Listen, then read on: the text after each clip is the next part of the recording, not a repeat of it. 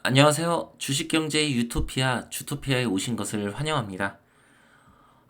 먼저 오늘, 분석 영상을 찍기 전에 여러분들에게, 어, 6월 증시를 어떻게, 일단 대처하는 것이 좋은지, 먼저 말씀을 드리겠습니다. 지금 현 상황으로 봤을 때 오늘 이제 6월 9일이잖아요. 증시가 굉장히 강합니다. 예, 왜냐면 부채 한도 협상이 끝났고 이제 악재가 소멸이 됐습니다. 근데 제가 오늘 이제 소개를 드리겠지만 추가적인 악재가 엄청 많아요. 예, 추가적인 악재가 굉장히 많습니다. 이런 상황에서 증시가 굉장히 고점이란 말이에요, 지금. 제가 차트 분석도 하겠지만, 하지만 제가 틀릴 수도 있겠다라는 그런 생각도 할 정도로 지금 강합니다. 그러니까 이렇게 생각하시면 돼요. 제가 오늘 이제 영상 올릴 텐데 구독자 여러분이 15일 전후로 해서 이 증시가 크게 출렁일 가능성이 높다.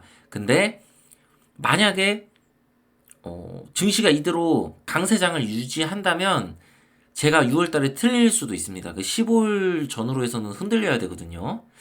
근데 만약에 계속 강세를 유지할 경우에는 저는 이제 이 포지션으로 갔지만 구독자님들 중에서는 또 이미 막 종목이 막 또 날아가고 막 그렇게 해서 그것 때문에 또 마음 아파하고 그러신 분들 있을 거 아니에요? 그러니까 구독자님들은 제가 그전에도 말씀드렸어요. 혹시 이런 일이 일어나지 않을까 해서 이제 제가 넌지시 말씀을 드렸었는데 올해 이제 올랐던 종목들, 이슈가 됐던 종목들 제가 이제 언급은 안 하겠습니다. 나중에 이제 설명할게요. 그 종목들 중에 조정 많이 받은 종목들 있죠. 그쵸? 이제 에코프로 말고 이런 거 에코프로 더 만약에 고점 돌파하겠죠. 만약에 나스닥이 여기서 더 오르고 난리 치면 코스피 코스닥도 더 오를 거고 고점 돌파할 겁니다. 에코프로. 근데 저는 이제 그렇게 보지 않는 거예요. 그러면 저는 이제 그런 쪽은 하지 말라고 얘기해드리고 싶죠. 그러니까 그거 말고 있어요. 찾으면 많아. 그 종목들을 여러분들이 한번 매수를 하시고 그래서 분할 매수한다 생각하고 내가 만약 여기서 더 떨어지거나 만약에 여기 주토피아에서 이야기한 대로 정말 증시가 굉장히 안 좋아질 수 있으니까 그 종목들을 한번 내가 분할 매수하겠다. 이렇게 하시면 리스크가 가장 작을 겁니다. 지금 현재 상황에서 리스크를 가장 적게 하고 확률 높은 매매는 그 매매법이에요.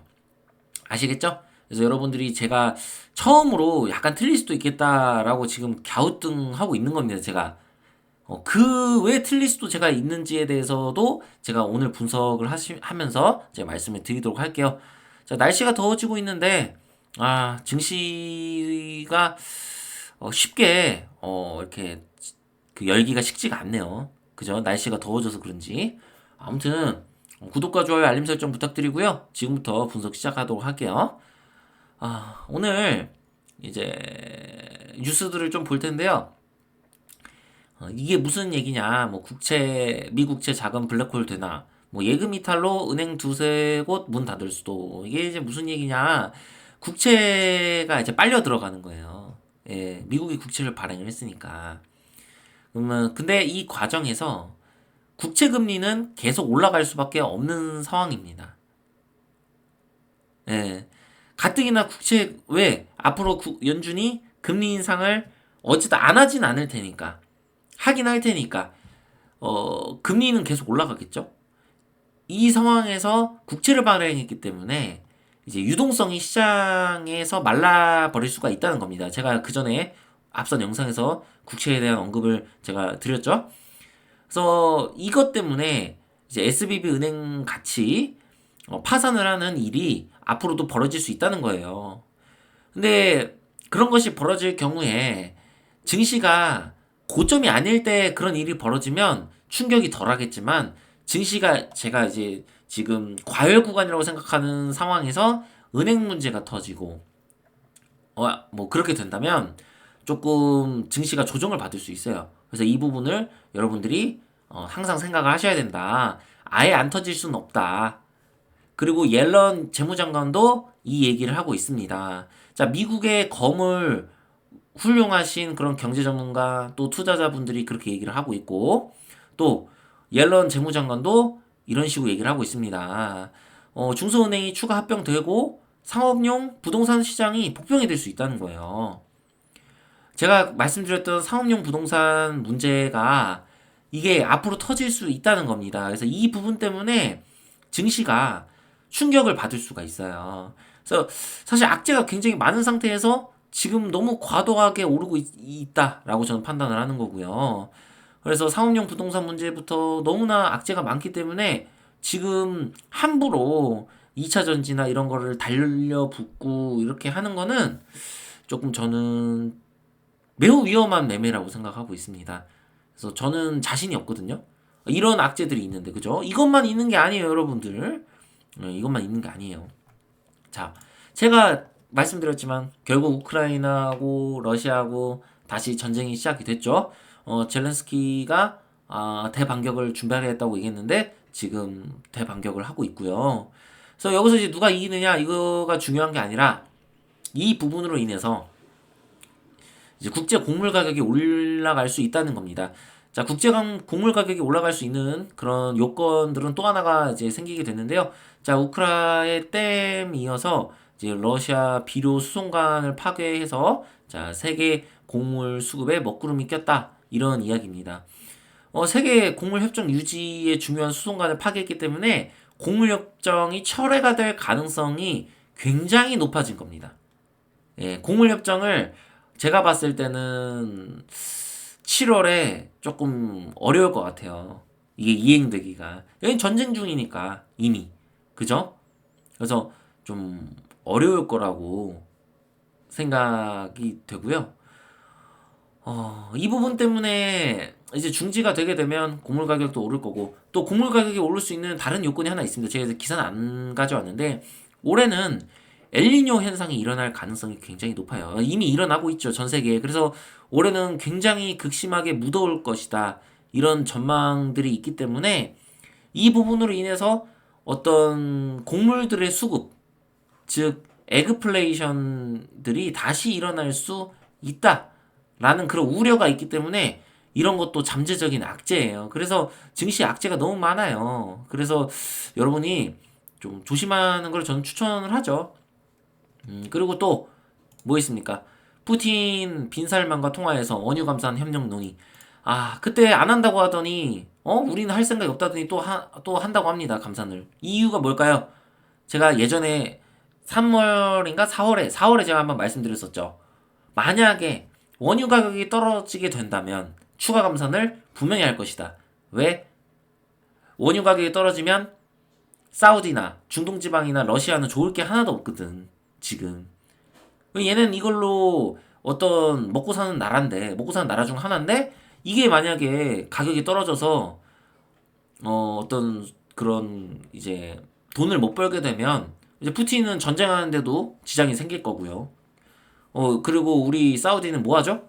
지금 네옴시티 하고 있잖아요. 그럼 네옴시티 하려면 돈 많이 벌어놔야 되는데, 석유값이 떨어져 봐, 원유. 그러면 거지 되는 거예요. 그러니까 감산을 계속할 수밖에 없어요. 아니면 감산 아니고 뭐 다른 추가적인 조치가 나올 수도 있습니다. 그래서 결과적으로 인플레이션을 미국이 당장 잡기는 매우 어려운 상황이다. 그래서 이런 상황에서 금리 인상이 조금씩 진행될 거고 6월에 인상을 할지 안 할지는 조금 더 지켜봐야 됩니다. 만약 6월에 소비자 물가지수 CPI 이제 13일 날 발표하잖아요. 그게 거지같이 나온다. 발표했는데 그게 아마 4.9로 예상이 되어 있는데 만약 5.1이나 5.2가 나온다. 그러면 증시 엄청 충격받습니다. 증시 심하게 충격받아요. 그러면 그래서 오히려 오르는 현상이 일어나고 하면 그러면 난리 나죠. 그래서 이런 악재들이 있기 때문에 우리가 조심해야 되는 거예요. 또 제가 이제 이거를 떠나서 차트를 한번 보도록 할게요. 자, 마지막으로 이제 나스닥 제가 여기 저항선을 그어놨는데요. 여기도 제가 저항선 이 부분에 그은 적이 있었어요. 근데 여기도 가볍게 돌파를 했어요. 그리고 나서 제가 조금 더 올릴 수 있다고 생각한 그 마지노선, 거기도 조금 돌파해서 마지노선까지 온 거예요. 여기를 넘어간다. 그러면 솔직히 얘기해서 저 할 말이 없습니다. 네, 이거 V자 반등이 일어났다는 얘기예요. 완전히. 나스닥은 저는 절대로 V자 반등이 일어날 거라고 생각조차도 하지 않았거든요. 근데 만약에 여기서 이걸 돌파하고 여기서 양봉을 뿜어낸다? 그러면 V자 반등이 나올 수도 있다는 거예요. 그래서 제가 지금 자신이 없는 거예요. 아니, 이거 좀 너무 심한 거 아닌가 할 정도로 너무 세요. 나스닥이. 아니, 악재는 이렇게 많은데. 저는 좀 약간 이해가 되지 않습니다.